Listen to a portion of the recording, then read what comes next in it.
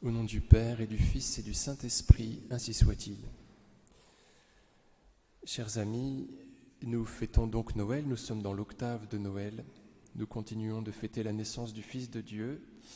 Et comme vous le savez, dans cette octave sont fêtés des saints et des groupes de saints dont la destinée est une destinée de renversement.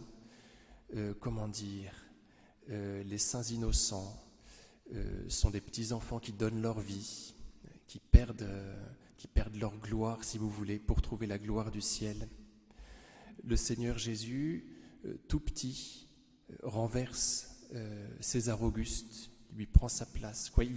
Ce que je veux vous dire par là, c'est que nous êtes enseignés, à travers les saints qui suivent Noël, en quoi consiste la véritable gloire. Les saints innocents sont glorieux, le Seigneur Jésus est glorieux dans la crèche. Aujourd'hui, c'est saint Thomas Becket qui est glorieux en voulant bien perdre sa gloire humaine. Voilà ce qui nous est enseigné par Noël et par tous les saints qui sont dans l'octave de Noël.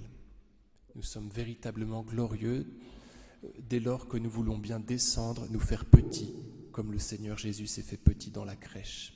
C'est en cela que réside notre véritable gloire. Et bien évidemment, il faut que nous confessions que nous allons souvent la chercher dans la direction opposée. Saint Thomas Becket, brillant sujet, normand, paraît-il, vivant à Londres, est choisi par Henri de Plantagenet pour être son chancelier. Et donc comme le roi est ravi de l'administration, de la bonne administration de son royaume par Thomas, eh bien il le nomme archevêque de Canterbury, en espérant que Thomas va faire régner la paix dans le collège épiscopal.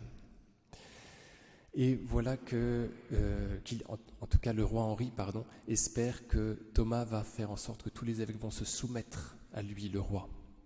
Et puis, contre toute attente, Thomas va complètement changer de fastueux, il va devenir ascétique, il va faire venir les pauvres à sa table, il va troquer sa riche vêture contre l'habit de moine.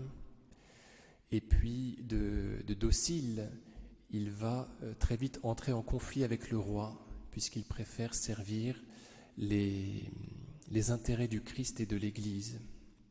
Et donc c'est très courageux quand on part de très haut, que de bien vouloir descendre, que de bien vouloir perdre sa gloire. Et c'est ce qui est arrivé à ce Normand. Alors bien sûr que cela n'a pas plu au roi. Thomas a dû se réfugier en France, à l'abbaye de Pontigny. Et puis après il est revenu. Alors je ne sais plus, je pense sur l'invitation du pape.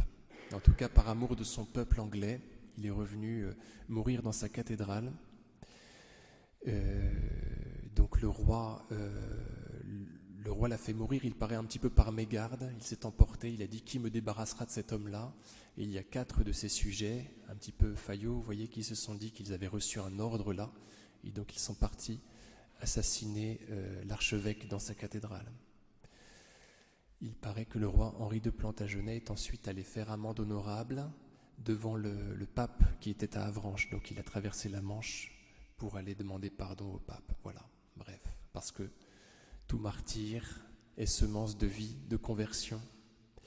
Alors retenons de la vie de saint Thomas Becket qu'il y a plus de joie, bien plus de gloire à bien vouloir perdre sa gloire.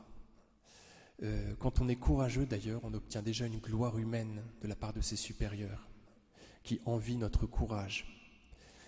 Et bien évidemment que le Seigneur nous attend au tournant pour nous récompenser. C'est ce que dit l'Évangile selon saint Jean à propos de ceux qui se mettent à croire en Jésus mais qui n'osent pas aller jusqu'au bout de leur croyance. Ils préféraient la gloire qui vient des hommes plus que la gloire qui vient de Dieu. Heureusement que nous avons quelques saints qui sont des exemples en cette matière, qui nous donnent du courage, qui nous aident à vivre en vue de la vie éternelle. On n'est pas là pour recueillir une gloire humaine, mais la gloire d'après. On doit vivre en vue du ciel. Et ce n'est pas simple. Il faut sans cesse se le redire, méditer l'Évangile et méditer la vie de ces saints-là. Au nom du Père et du Fils et du Saint-Esprit, ainsi soit-il.